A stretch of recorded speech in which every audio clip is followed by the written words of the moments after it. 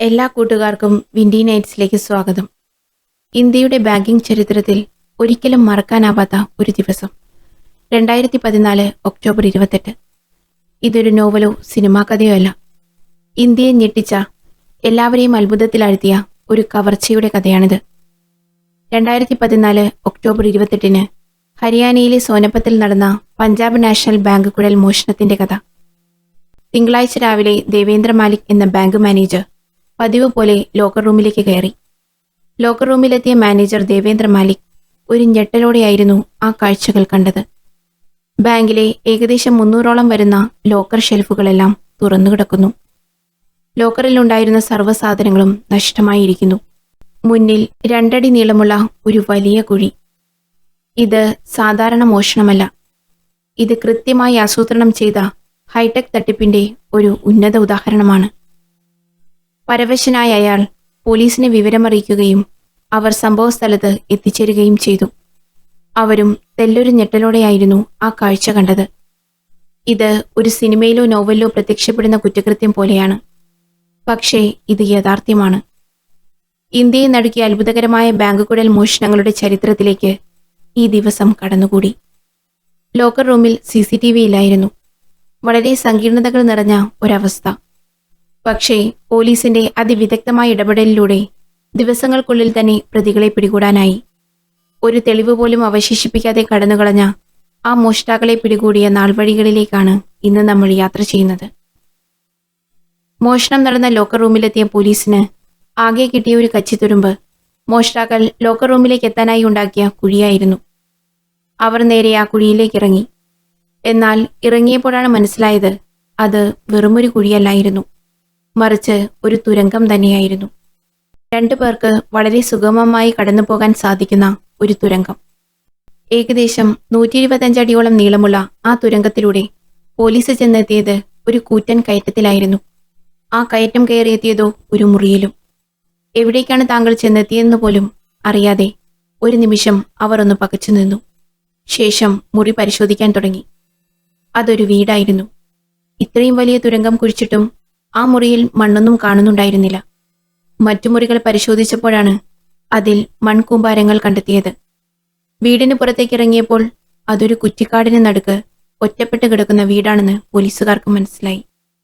കൂടാതെ അടുത്ത് പൂട്ടിക്കിടക്കുന്ന ഒരു മില്ലും. കുറച്ചകലെ താമസക്കാരുള്ള വീടുകളുണ്ടായിരുന്നത് പോലീസിന്റെ ശ്രദ്ധയിൽപ്പെട്ടു. വിവരം കാട്ടുതീ പോലെ പടർന്നു. നാട്ടുകാരും പത്രക്കാരും കൂടി. ലോക്കറിൽ നിന്നും ഏതാണ്ട് 100 കോടി മൂല്യമുള്ള വസ്തുക്കൾ കളവുപോയി എന്ന ഏകദേശ രൂപവും കിട്ടി. മാത്രമല്ല, മുതൽ നഷ്ടമായ ജനങ്ങൾ ബാങ്കിനെതിരെ കേസും കൊടുത്തു. സുരക്ഷിതമല്ലാത്ത രീതിയിൽ ലോക്കർ പണിതത് ബാങ്കിന്റെ അപാകത തന്നെയായിരുന്നു. പോലീസ് ഉടൻ തന്നെ കേസെടുത്തു. അന്വേഷണം ആരംഭിച്ചു. പല വിദഗ്ധന്മാരും കേസ് മാറി മാറി പഠിച്ചു. തികച്ചും വ്യത്യസ്തമായ ഒരു ബാങ്ക് കൊള്ള, അതും ഒരു തെളിവ് പോലും അവശേഷിപ്പിക്കാതെ. എന്നിരുന്നാലും ഉദ്യോഗസ്ഥന്മാരുടെ ഉള്ളിൽ തുടക്കം മുതലേ ഉണ്ടായിരുന്നത് ഒരു സംശയമായിരുന്നു. ഇത്ര കൃത്യമായി ദിശ തെറ്റാതെ വീടിനുള്ളിൽ നിന്നും ബാങ്ക് ലോക്കറിനുള്ളിലേക്ക് തന്നെ എങ്ങനെ ഈ തുരങ്കം പണിതു? തീർച്ചയായും ബാങ്കിനെക്കുറിച്ച് വ്യക്തമായൊരു ധാരണയുള്ള ഒരാൾക്ക് മാത്രമേ ഇത് സാധ്യമാവുകയുള്ളൂ എന്ന് അവർ ഉറപ്പിച്ചു. പോലീസ് അന്വേഷണം ഊർജിതമാക്കി. പൂട്ടിക്കിടന്ന ആ വീടിന്റെ ഉടമസ്ഥനെ തപ്പിയായി പിന്നീട് പോലീസിന്റെ യാത്ര. ബാങ്കിനെക്കുറിച്ച് കൃത്യമായി അറിയാവുന്ന ഒരാൾ തന്നെയായിരിക്കും ഇതിന്റെ മുഖ്യ ആസൂത്രകൻ എന്ന് പോലീസ് ഉറപ്പിച്ചു. ഒടുവിൽ അന്വേഷണ സംഘം ആ വീടിന്റെ ഉടമസ്ഥനിലേക്ക് തിരിഞ്ഞു. അന്വേഷണത്തിൽ ഒരു മഹിബാലാണ് വീടിന്റെ ഉടമസ്ഥനെന്ന് മനസ്സിലാക്കി. എന്നിരുന്നാലും ഈ വീടിനകത്ത് ഇത്രയും പണി നടക്കുമ്പോൾ സമീപവാസികൾ ആരെങ്കിലും ശബ്ദമോ സംശയാസ്പദമായ ആളുകളെയോ കാണണമല്ലോ. എന്നാൽ ആ രീതിക്കും പോലീസിനൊരു തുമ്പും ലഭിച്ചില്ല. സമീപവാസികളിൽ ഒരാൾ പറഞ്ഞത് ഇങ്ങനെയാണ്: ആ വീടിന്റെ ചുറ്റും കാട് പിടിച്ചു കിടക്കുന്നത് പോലെയാ. കുറ്റിക്കാടിന് നടുക്കാണ് ആ വീട്. അതുകൊണ്ട് അവിടെ നടക്കുന്ന കാര്യങ്ങൾ നമുക്ക് ഇവിടെ അത്ര ക്ലിയർ ആയിട്ട് കാണാൻ പറ്റില്ല. പിന്നെ പ്രത്യേകിച്ച് ശബ്ദമൊന്നും അവിടുന്ന് കേട്ടിരുന്നില്ല. അവിടെ അയാൾ അങ്ങനെ ഉണ്ടാവാറില്ല. മിക്കപ്പോഴും വീട് പൂട്ടി തന്നെയാണ് കാണാറ്. ഈ അടുത്തൊന്നും അയാൾ ഈ പരിസരത്തൊന്നും കണ്ടിട്ടേയില്ല. വീട്ടുടമസ്ഥനായ മഹിബാൽ അടുത്തെങ്ങും ആ പരിസരത്ത് വന്നിട്ടില്ല എന്ന പ്രദേശവാസികളുടെ മൊഴി പോലീസിനെ വീണ്ടും അലട്ടി. എന്നിരുന്നാലും വീട്ടുടമസ്ഥൻ അറിയാതെ ആ വീട്ടിൽ ഇത്രയും വലിയ സംഭവങ്ങൾ അരങ്ങേറുമോ എന്നൊരു സംശയം പോലീസുകാരിൽ ഉടലെടുത്തു. അതുകൊണ്ട് തന്നെ അവർ മഹിപാലിനെ പോലീസ് സ്റ്റേഷനിൽ വിളിച്ചു വരുത്തി വിശദമായി ചോദ്യം ചെയ്തു. മഹിപാലിന് കൂടുതലൊന്നും പറയാനില്ലായിരുന്നു. സമീപവാസികൾ പറഞ്ഞത് തന്നെ അയാളും ആവർത്തിച്ചു. അയാളൊന്നും കണ്ടിട്ടും കേട്ടിട്ടുമില്ലത്രേ.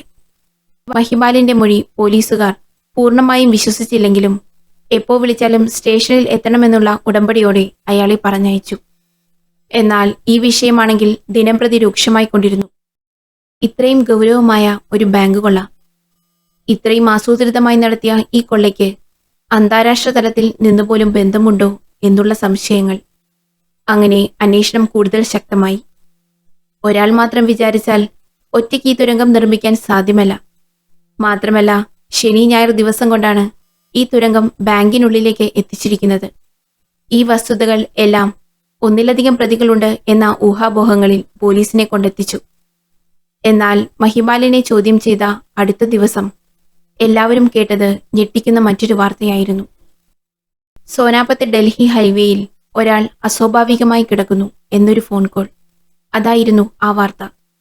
അന്വേഷണത്തിൽ അത് വീട്ടുടമസ്ഥനായ മഹിപാലാണെന്നും വിഷം കഴിച്ച് ആത്മഹത്യ ചെയ്ത് കിടക്കുകയാണെന്നും മനസ്സിലാക്കി. എന്നാൽ ആ ആത്മഹത്യ വീണ്ടും പോലീസിന്റെ മനസ്സിൽ സംശയം ഉടലെടുപ്പിച്ചു. അതിനെക്കുറിച്ച് പോലീസിന്റെ വിശദീകരണം ഇങ്ങനെ: മഹിപാലിനെ ചോദ്യം ചെയ്ത സമയത്ത് അയാളുടെ മുഖഭാവത്തിൽ ചെറിയ വ്യത്യാസങ്ങൾ കണ്ടിരുന്നു. പക്ഷേ അയാളെ കൂടുതൽ നിരീക്ഷിക്കുന്നതിന് മുമ്പ് തന്നെ ഇങ്ങനെയൊരു ആത്മഹത്യക്ക് ശ്രമിക്കുമെന്ന് ഞങ്ങൾ കരുതിയില്ല. താൻ പിടിക്കപ്പെടുമോ എന്ന സംശയമാണ് ആത്മഹത്യയിലേക്ക് നയിച്ചതെന്ന് പോലീസ് സംശയിച്ചു. അതുകൊണ്ട് തന്നെ അയാളുമായി ബന്ധമുള്ള ആളുകളെക്കുറിച്ച് അന്വേഷിക്കാൻ പോലീസ് തീരുമാനിച്ചു. ആദ്യം സ്റ്റാർട്ട് ചെയ്തത് മഹിപാലിന്റെ ഫോൺ കോൾ വെച്ചായിരുന്നു. അതിൽ 4 കോളുകൾ തികച്ചും സംശയാസ്പദമായിരുന്നു. സംഭവ സ്ഥലത്ത് നിന്നും ഏകദേശം 5 കിലോമീറ്റർ ചുറ്റളവിലുള്ള 4 പേർ. ഈ 4 പേർക്കും ക്രിമിനൽ പശ്ചാത്തലം ഉണ്ടായിരുന്നു. അതുകൊണ്ട് തന്നെ അവരിലേക്ക് സംശയം നീണ്ടു. ഒരാൾ ഒരു റിയൽ എസ്റ്റേറ്റ് ബ്രോക്കറാണ്, മറ്റൊരാൾ ലാബ് ടെക്നീഷ്യൻ, ബാക്കി 2 പേർ കർഷകരാണ്. അന്വേഷണം ആ ഗതിക്ക് തന്നെ തിരിച്ചുവിടാൻ പോലീസ് തീരുമാനിച്ചു. ഉടൻ തന്നെ ഇവർക്കെതിരെ അന്വേഷണം ആരംഭിക്കുകയും ഇവർ 4 പേരും അറസ്റ്റിലാവുകയും ചെയ്തു. അവർ 4 പേരെയും പോലീസ് വിശദമായി ചോദ്യം ചെയ്തു. 4 പേരും കുറ്റം സമ്മതിച്ചു. തങ്ങൾ മാത്രമല്ല, മഹിപാൽ ഉൾപ്പെടെയാണ് ഈ ഒരു മാസ്റ്റർ പ്ലാൻ തയ്യാറാക്കിയതെന്നും അവർ തുറന്നു പറഞ്ഞു. പക്ഷേ പോലീസുകാരെയും നാട്ടുകാരെയും ഒരുപോലെ അമ്പരപ്പിച്ച കാര്യം മറ്റൊന്നായിരുന്നു. ഇത്രയും ജനവാസ കേന്ദ്രമായ ഒരു സ്ഥലത്ത് 1 മാസത്തിലധികം ദിവസമെടുത്ത് ഒരു തുരങ്കം ഉണ്ടാക്കിയത് എങ്ങനെ എന്ന കാര്യം. എന്തായാലും കൂടുതൽ ചോദ്യം ചെയ്തതിലൂടെ ആ മാസ്റ്റർ പ്ലാനിന്റെ കൂടുതൽ വിവരം പുറത്തുവന്നു. മഹിപാൽ എന്നയാളുടെ വീടിന് സമീപമായിരുന്നു മോഷണം നടന്ന ബാങ്ക് സ്ഥിതി ചെയ്തിരുന്നത്. ആ ബാങ്കിലേക്ക് ഒരു തുരങ്കമുണ്ടാക്കുക എന്നതായിരുന്നു മഹിപാലും മറ്റു 4 പ്രതികളും ആദ്യം തന്നെ ഉണ്ടാക്കിയ മാസ്റ്റർ പ്ലാൻ. 130 അടി നീളമുള്ള ഒരു തുരങ്കം അവർ നിർമ്മിച്ചു. അതും ആ വീടിനകത്തെ ഒരു മുറിക്കകത്തു നിന്നും കുഴിച്ചാണ് അവർ അത് തുടങ്ങിയത്. ഇത്രയും നീളമുള്ള തുരങ്കം ബാങ്കിലേക്ക് എത്തുന്ന രീതിയിൽ കുഴിച്ചത് ഏകദേശം 40 ദിവസം കൊണ്ടായിരുന്നു. കുഴിച്ചെടുത്ത മണ്ണ് അടുത്ത മുറികളിൽ നിക്ഷേപിക്കുകയായിരുന്നു. അതുകൊണ്ട് തന്നെ അയൽവാസികൾക്ക് ഇതിനെപ്പറ്റി ഒരു സൂചനയും ലഭിച്ചിരുന്നില്ല. അതിനെക്കുറിച്ച് പോലീസ് പറയുന്നത് ഇങ്ങനെ: മഹിപാൽ ഉൾപ്പെടെ ഇവർ 5 പേരും ഒരുമിച്ചായിരുന്നു കവർച്ച നടത്തിയത്. മറുവശത്തെ മതിൽ ചാടിയിട്ടാണ് ഇവർ വീടിനകത്തേക്ക് വന്നിരുന്നത്. ഈ വീട് കുറ്റിക്കാട്ടിലായിരുന്നതുകൊണ്ട് തന്നെ ഇവരുടെ സാന്നിധ്യം പരിസര പ്രദേശങ്ങളിൽ ആരും തിരിച്ചറിഞ്ഞിട്ടുണ്ടായിരുന്നില്ല. രാത്രിയായിരുന്നു ഇവർ മതിൽ ചാടിക്കടന്ന് വന്നിരുന്നത്. അതുകൊണ്ട് തന്നെ ആരും അറിഞ്ഞതുമില്ല. മാത്രമല്ല, ആളുകൾ നോക്കുമ്പോൾ ഈ വീട് പുറത്തുനിന്നും പൂട്ടിയ നിലയിലായിരുന്നു. വീടിനുള്ളിൽ നിന്നും കുഴിച്ചെടുത്ത മണ്ണൊക്കെ അപ്പുറത്തെ റൂമിലേക്ക് മാറ്റിയിരുന്നു. വീടിനുള്ളിൽ നിന്നും കുഴിച്ചെടുത്ത മണ്ണൊക്കെ പുറത്ത് കണ്ടതുമില്ല. അങ്ങനെ അടച്ചിട്ട വീട്ടിൽ എന്ത് സംഭവിക്കാനാണെന്ന മട്ടിൽ ആരും പ്രത്യേകിച്ച് അങ്ങോട്ട് ശ്രദ്ധിച്ചതുമുണ്ടായിരുന്നില്ല. ആ വീട്ടിൽ നിന്നും ഒരു തുരങ്കമുണ്ടാക്കി ഒരു വലിയ ബാങ്ക് കൊള്ളയൊക്കെ നടക്കുമെന്ന് ആർക്കും സ്വപ്നത്തിൽ പോലും ചിന്തിക്കാൻ പറ്റാത്ത കാര്യങ്ങളായിരുന്നു. അങ്ങനെ നീണ്ട 40 ദിവസത്തെ പരിശ്രമത്തിനൊടുവിൽ ബാങ്കിലേക്ക് കടക്കാനായി അവർ ഉണ്ടാക്കിയെടുത്ത തുരങ്കത്തിന്റെ നിർമ്മാണം കൃത്യമായി ബാങ്ക് അവധിയുള്ള ദിവസങ്ങളിൽ പൂർത്തിയാക്കി. ആ രാത്രി തന്നെ അവിടെ കയറി ലോക്കൽ റൂമിലെ 300ഓളം ഷെൽഫുകൾ കുത്തിത്തുറന്ന് ആഭരണങ്ങൾ മുഴുവനും കവർന്നു. ഏകദേശം 5 മണിക്കൂറാണ് ഇവർക്ക് ലോക്കറുകൾ തുറന്ന് മോഷണം നടത്താനെടുത്തത്. മോഷണം മുതൽ ഒരു ചൂളയിലായിരുന്നു ഇവർ സൂക്ഷിച്ചു വെച്ചിരുന്നത്. പോലീസ് അവിടുന്ന് 40 കിലോഗ്രാം സ്വർണവും ഇവരുടെ കയ്യിൽ നിന്നും 60,000 രൂപയും പിടിച്ചെടുത്തു. മഹിപാലിന്റെ നേതൃത്വത്തിൽ മറ്റു 4 പേരും കൂടി ചേർന്നായിരുന്നു ഈ മോഷണം നടത്തിയത്. എന്നാൽ പോലീസ് തന്നെ ചോദ്യം ചെയ്തതിൽ തുടർന്ന് തന്നെ പിടിക്കപ്പെടുമോ എന്ന ഭയം മഹിപാലിന്റെ ആത്മഹത്യയിലേക്ക് നയിച്ചു. എന്നിരുന്നാലും വെറും സാധാരണക്കാരായ ഈ 5 പേർ ചേർന്ന് ഒരു തെളിവ് പോലും അവശേഷിപ്പിക്കാതെ ഈ ഹൈടെക് ബാങ്ക് കവർച്ച നടത്തിയെന്നത് തികച്ചും അത്ഭുതകരമാണ്. എന്തായാലും ഇന്ത്യയെ ഞെട്ടിച്ച 21-ാം നൂറ്റാണ്ടിലെ ഏറ്റവും ഭീതിജനകമായ ഹൈടെക് ബാങ്ക് മോഷണമായിരുന്നു ഇത്. മറ്റൊരു റിയൽ ഇൻവെസ്റ്റിഗേഷൻ സ്റ്റോറിയുമായി നമുക്ക് വീണ്ടും കാണാം. Thank you.